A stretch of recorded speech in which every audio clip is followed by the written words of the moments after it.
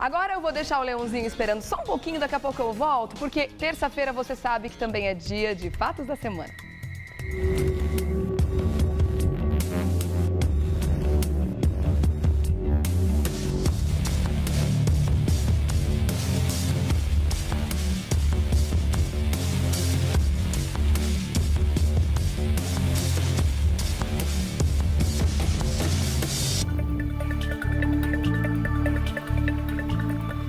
Nesta segunda-feira, a Assembleia Legislativa de São Paulo realizou uma licitação para a compra de novos carros para a renovação de sua frota. O custo ultrapassou os 4 milhões de reais. Cada veículo deve custar, em média, R$ 82 mil e eles serão utilizados pelos 94 deputados da Casa. Uma das justificativas para essa compra seria a necessidade de seguir o regimento interno da Assembleia, que indica a troca dos carros a partir dos 80 mil quilômetros rodados. Uma outra razão apresentada seria o alto custo de manutenção da frota. Mas fica uma dúvida: essa compra realmente é necessária em um momento em que os brasileiros estão enfrentando uma crise econômica? É isso que a gente vai discutir agora nos Fatos da Semana com o doutor Eduardo, que já está aqui comigo. Olá, bom dia. Tudo bom? Bem-vindo, né? Bem-vindo, Ficou você aí também, obrigada. Duas semaninhas fora. Tava com saudade dos nossos papos também. Substituindo a queridíssima Kátia, né? Sim, um papel de honra com toda certeza. Lógico. Estava muito feliz por lá. Agora, vamos falar uma coisa importante aqui, porque, gente, que situação escandalosa. Engraçado a justificativa, né? Temos que fazer valer o regimento interno da Assembleia Legislativa. Por isso, a gente vai gastar a bagatela de 4 milhões para trocar carros de 2011. Esse é o ano dos carros que eles estão usando hoje. O seu carro de que ano que é? Deixa eu te perguntar, você que está em casa. O meu é mais velho que isso. E está bem mais rodado que 80 mil. E eu não estou nem pensando em trocar, ainda mais nesse momento de crise. Será que não era a hora da gente pegar a legislação brasileira, né? Pegar a nossa Constituição e fazer valer também um monte de direito que a gente não está conseguindo colocar em prática, doutora Eduardo? Você sabe o que eu percebo? Cada notícia boa, todas as notícias boas, elas são direcionadas para os políticos desse país. Exclusivamente. E as más notícias, ou seja, o pagamento da conta é sempre direcionado ao cidadão brasileiro. É assim que é. É assim que funciona o Brasil e nas últimas décadas tem sido desta forma que tem sido gerenciado, administrado, né, esse país. Por isso que a gente está do jeito que está. Né? Eu particularmente, Regiane, eu defendo de que político não tem que ter carro, parlamentar não tem que ter carro. Tinha que andar de ônibus e metrô. Eu sempre digo o seguinte: o que você faz? Você não compra o seu carro com o seu salário financiado, paga mensalmente, cuida do carro. A manutenção, minha gasolina. Não, e você sabe que você tem que... Troca do óleo, tudo eu. Você sabe que tem que lavar o carro, você tem que cuidar do carro para ele durar mais tempo. Acabei de trocar agora os 4 amortecedores, aliás. Você acha que político está preocupado se ele vai destruir o carro em pouco tempo? É óbvio que não. É aí que faz a diferença. Então, eu acho que o quanto que as assembleias, o quanto que o Congresso Nacional, e eu digo a Câmara dos Deputados Federais e o Senado, né? Ou seja, reduziria o seu custo se eventualmente acabasse com essa questão de fornecimento de carro. Mesmo porque todos os parlamentares deste país têm aquela verba de representação.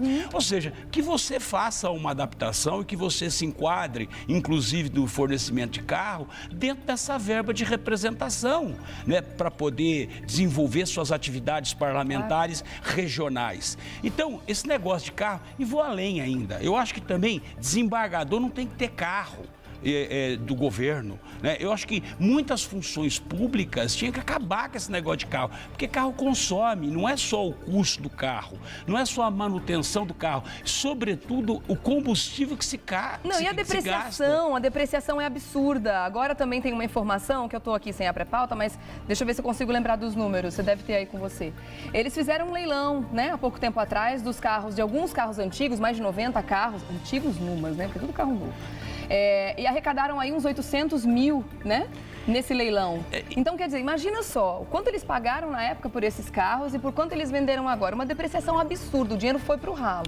Fora as manutenções que eles deram nesse período, né, as manutenções em cima desses carros. E esse dinheiro também não pode ser usado para investir em carros novos. É muito estranho. Regiane, isso, há um ano e meio atrás, quando eles fizeram a troca, a substituição de parte da frota da Assembleia Legislativa, nós repercutimos, nós criticamos, enfim, porque realmente muito, mas a gente pelo menos desabafa. É inconcebível esse tipo de coisa. E realmente, de fato, fizeram agora a venda, né, de alguns carros justamente para serem substituídos, porque eles precisam primeiro vender os carros velhos para comprar e fazer uma nova licitação para comprar outros carros, que é de fato o que aconteceu. Ele não pode utilizar esse dinheiro para poder comprar os novos carros, porque isso tem que ser direcionado por uma determinada conta para... manutenções internas Não, da é casa, questão não é? de funcionários, né, melhorar alguns outros trabalhos dentro da Assembleia Legislativa. Então é dessa forma que funciona. Agora, o problema é o seguinte, o que eu acho também muito estranho, tanto é verdade que o próprio presidente da Assembleia Legislativa, o Fernando Capês, do PSDB, ele fez até uma declaração dizendo que ele pode cancelar a compra dessa licitação, compra desses carros, e que eventualmente pode alugar, fazer locação de carro. Vai ficar muito mais caro, porque nós sabemos que locação de carro é muito mais caro. Eles não vão alugar o pé de boi, não. Aquele que não tem ar-condicionado, aquele carrinho milk, né? Não vão fazer isso. Nós já sabemos como é que funciona. E o que me surpreende muito alugar blindado, o que me surpreende muito é que o Fernando Capês, ele é promotor de justiça. Ou seja, é a pessoa e o promotor de justiça, o objetivo da função é justamente promover a justiça, fazer com que a justiça funcione. E ele não tem feito isso dentro da Assembleia na condição de presidente, o que muito me surpreende. Então, o que ele tinha que fazer? Ele tinha que conversar com todos os deputados estaduais e dizer a eles, ou seja, acertar, fazer uma mudança nesse regimento interno da Assembleia para que esses carros realmente acabem, ou seja, agora, que cada um faça, que cada um compre o seu carro, que cada um utilize como qualquer cidadão comum. E entendeu? Já que eles não vão fazer isso mesmo, né, que seria o ideal... Mas poderiam, né? Claro que deveriam, mas infelizmente não vão. Eu acho que seria menos escandaloso ou um pouquinho menos dolorido para a gente, seria um pouco menos ofensivo, a gente se sentiria menos lesado, se eles pelo menos revissem o valor individual de cada veículo que eles estão comprando. Eu queria que você tivesse uma ideia, bom, as pessoas em casa têm, né? Quanto custou o seu carro? O carro que você comprou, o carro que está estacionado na sua garagem? A grande maioria vai dizer que foi bem menos de R$82 mil. Então, justifica um deputado andar, com um carro desse valor, R$82 mil é um carro bom, um carro excelente, é um carro de luxo. Com todos esses requisitos, quer dizer, tem que ter ar-condicionado, tem que ser no mínimo 1.8, tem que ter GPS integrado para que eles não se percam e consigam atender os compromissos mega importantes, né? Claro, ninguém vai aí duvidar da importância do que eles estão fazendo, apesar de que tem muita coisa que eles não deveriam fazer, enfim. É absurdo, doutor Eduardo. Seria pelo menos, no mínimo, um pouquinho mais moral se eles revissem o valor individual de cada veículo. Inclusive, a moralidade, ela está contemplada até num dispositivo legal da Constituição. Ou seja, isso realmente seria, no mínimo, uma questão de cumprimento de um pressuposto da moralidade. Agora, se tratando de político brasileiro, você pode estar certo que nós não podemos esperar de que esses veículos, né, que serão adquiridos possam ter aí um valor em torno de 40, 50 mil reais, que já é um carro muito bom, por sinal, né? Já é um carro muito bom. Então, eu não acredito, eu acho que realmente eu vou continuar defendendo que carro tem que acabar com essa questão de carros para parlamentares, isso tem que sair dessa verba de representação, é inconcebível esse tipo de coisa, é inadmissível que o cidadão pague essa conta, essa mordomia, porque isso é uma mordomia, né? Vamos falar que é verdade. Aliás, se a gente olhar essa questão das prerrogativas, né, dos nossos deputados, se a gente olhar todo o regimento, a gente ia ficar muito mais revoltado, porque aquilo deve ser o país das maravilhas, né, para eles. País da Alice, né? Total. Enfim, vamos mudar de assunto, a gente já botou nosso desabafo aqui, tomara que eles revejam mesmo, né, essa compra, afinal de contas a gente está passando por um momento muito difícil, um momento de crise, e esse segundo assunto agora, a justificativa é justamente essa, né, a crise, o caixa enfim, do governo, no caso aqui o governo do estado de São Paulo, que precisa ser equilibrado. Por isso, o que o governo fez? Mudou a fórmula de cálculo de devolução da nota fiscal paulista. Sabe aquela pergunta que você sempre responde quando você vai comprar qualquer coisa? A pessoa fala, nota fiscal paulista? Aí você fala sim ou não, ou você dá o seu CPF, o CPF de alguma instituição que você queira fazer essa doação, né? Pois é. Aí eles estão mudando bastante coisa, é importante que a gente fique atento.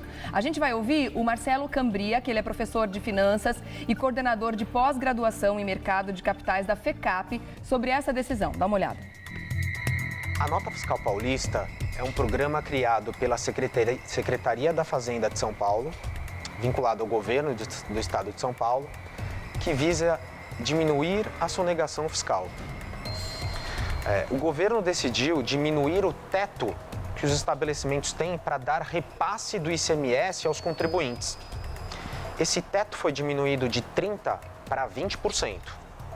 O motivo principal é a queda da arrecadação com o ICMS, que é justamente um imposto que ele redistribui aos contribuintes mediante aos estabelecimentos que estão cadastrados no programa da Nota Fiscal Paulista. Além da diminuição do teto, o governo decidiu postergar o pagamento dos créditos aos contribuintes.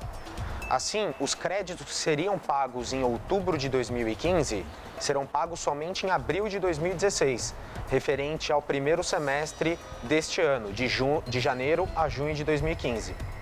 Ele também comentou sobre a postergação dos próximos 2 períodos, ou seja, os créditos referentes a julho e a dezembro de 2015 serão pagos em outubro de 2016, bem como os créditos referentes a janeiro a junho de 2016 serão pagos somente em abril de 2017.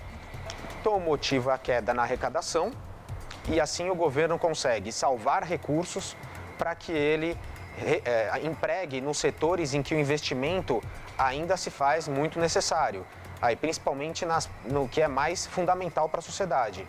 Aí a gente relaciona principalmente os setores da educação, saúde e a redistribuição às prefeituras municipais.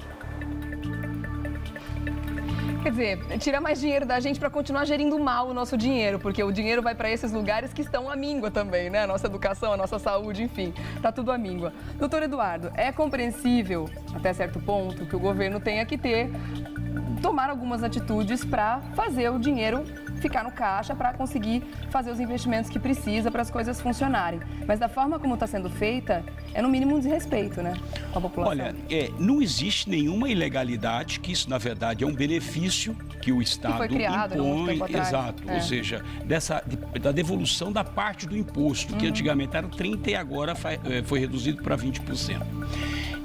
O que eu vejo, Regiane, o impacto em relação, ela não atinge tanto a pessoa física. Sim. Porque a devolução ela é muito pequena, ou seja, a pessoa tem que esperar um tempo, né? Às vezes as pessoas acumulam 2 anos para poder fazer esse saque, para compensar. Ninguém sabe quanto também, agora, né? o que eu vejo, Regiane, que é impactante e que é preocupante, é justamente as notas fiscais sem o CPF, porque geralmente quando perguntam se você vai fornecer o CPF ou não fornece. Quando a gente fornece, vai para a gente mesmo. Quando não fornece... não fornecimento, eu, por exemplo, não forneço meu CPF e eu sempre deposito naquelas urnas para as entidades filantrópicas. Você está doando para as entidades. Porque eu acho que isso não faz diferença nenhuma na sua vida, na minha vida. Então, obviamente, a não ser as grandes compras que eventualmente o CPF vem no processo natural. Muita gente fica na esperança do sorteio. Então, agora, o que acontece? O que eu vejo impacto são justamente nas Santas Casas,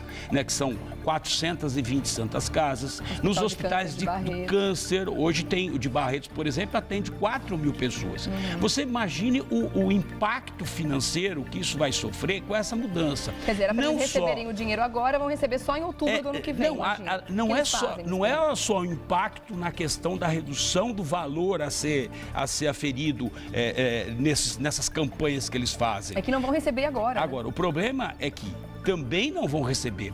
Todas essas entidades, elas fizeram uma projeção, fizeram uma programação, ou seja, compra de novos equipamentos, daí por diante, que acaba pagando esses equipamentos com esse valor, né, da recuperação do ICMS. Ocorre que isso não vai ter. Então, o que vai acontecer? Hoje, eles vão ter que reduzir a quantidade de atendimentos, obviamente, até para compensar esse impacto. Além do governo não ajudar essas Santa Casas, né? Porque nós tivemos um problema sério semana passada com uma Santa Casa que fechou o pronto-socorro. Nós tivemos. Então, além de não ajudar, além de não converter parte desses recursos para a educação, que nós sabemos que eles estão alegando que estão fazendo isso para fazer a manutenção da educação e saúde. Só que o que acontece? Essas filantropias, esses hospitais, eles vivem exclusivamente, pelo menos criaram uma forma de subsistência através da recuperação do ICMS. Agora, reduz de 30% para que há uma diferença de 10%. Além de tudo, você joga isso para o ano seguinte, nada, né? O que é isso? Isso, no mínimo, é uma imoralidade. Né? Sem falar daquela questão da previsibilidade. Porque quando você vai mudar alguma coisa, você tem que ter, no mínimo, coerência e previsibilidade para poder prever para o exercício posterior, para que as pessoas possam se programar. O problema é que, na verdade, o governo é uma vaca louca. Entendeu? Ou seja, abre e não quer nem saber. Ou seja, não importa se vai atingir A ou B ou C. Então, eu acho que eu fico muito mais preocupado com essas filantropias, com esses hospitais, do que necessariamente a pessoa física. Não teria como fazer a separação disso, doutor Eduardo? Existiria uma forma? Não, eu acho que agora, e faço um apelo aqui para as pessoas que estão, ou seja, deixem de fornecer o CPF, peguem a nota fiscal e depositem nessas urnas, porque o que acontece agora, o que nós vamos ter que fazer é uma campanha para ajudar e compensar essa perda de 10%. Né? Porque para mim não vai fazer diferença, para você não vai fazer diferença, mas para essas entidades faz. Muita. Então eu acho que isso é importante, que essas pessoas se conscientizem e não deixem a nota de lado. Guarde a nota e deposite na primeira urna que você encontrar. Por quê? Porque, na verdade, nós vamos ajudar essas entidades filantrópicas, né? De alguma forma. Descobrindo um santo para cobrir outro, quer dizer, não faz o menor sentido. Tá falando que vai investir na saúde, mas aonde que a gente também não está vendo esses investimentos? Que a Santa Casa estão às mínguas, como você falou, o SUS é um horror, e aí vão deixar todas essas entidades desassistidas, quer dizer, é um absurdo completo. Você sabe que eu percebo claramente no governo? A incompetência deles, eles transferem para os outros, ou seja, transferem para a ponta. O que isso, para mim, realmente é uma falta de ética, porque isso é uma falta de ética, uma falta de moral. Aliás, são coisas que efetivamente as pessoas não sabem nem mal o que significa. Né? Porque o que acontece? O que o governo faz de errado, é óbvio que a própria sociedade também assimila. Ela se sente no direito de também fazer errado, entendeu? A gente está cheio de mau exemplo. E aí o que acontece? Porque o exemplo vem de cima, né? Ou seja, quando o mau exemplo vem da onde deveria obviamente... Deveria vir o bom exemplo? O excelente exemplo, obviamente, há um processo inverso. Há uma inversão de valores. Então, obviamente, eu acho que isso vai criar um problema muito sério, né? Todas essas instituições filantrópicas fizeram uma programação, fizeram uma projeção para receber. Que já não estão nadando de braçada, vão ficar obviamente, o que vai acontecer? Obviamente, quem é que vai pagar a conta? Ao invés da Santa Casa, do Hospital do Câncer de Barretos, por exemplo, atender 4 mil, não vai atender mais 4 mil. Vai diminuir pelo menos 10%, ou vai diminuir, vai passar para 3 mil pessoas no atendimento. 1.000 pessoas vão ficar fora do tratamento do câncer. Né? O que isso realmente é lamentável. É um absurdo. Né? É algo que realmente... Então, eu acho que o secretário da Fazenda, o governador, porque, obviamente, essa determinação veio do governador, né? Que é ele que é o chefe do Poder Executivo do Estado. Então, ele tem que rever essa questão. Eu acho que, aliás, os políticos eles têm que começar a ter o bom senso, entendeu? E qual é o bom senso? O bom senso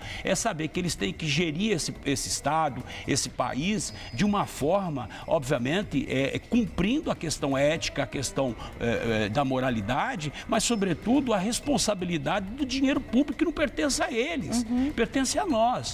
Então, eu acho que isso realmente é de se indignar. Eu acho que isso, o nosso governador do Estado tem que rever essa situação para que não mate. Ou seja, eu tenho um ditado, até para fechar, eu sempre digo o seguinte, esse é um ditado que eu levo a sério, o paciente melhora com a atenção. Quando você não dá atenção ao paciente, ele morre. E é o que está acontecendo com a sociedade brasileira. Ela está morrendo por falta de atendimento, por falta de olhar o paciente com bons olhos. E isso de uma forma mais ampla possível, né? Como você está falando, não só na saúde, né? A gente está morrendo em todos os sentidos. Eu estou muito desesperançosa ultimamente, o que é muito triste. A maioria dos brasileiros também, imagino que sim. Mas a gente não pode perder a esperança, sempre fazendo a nossa parte. Se eles não estão sendo éticos, se eles não estão sendo corretos, é mais um motivo para que a gente haja com toda a ética possível, com toda a justiça e com todo o respeito, não só pela nossa vida, mas pela vida do próximo, né? Por isso que a gente precisa dar o nosso exemplo. Já que não vem de cima, que venha de baixo e em grande quantidade, que a gente pode fazer a diferença, porque somos o maior número, né, doutor Eduardo? Isso é verdade. Né?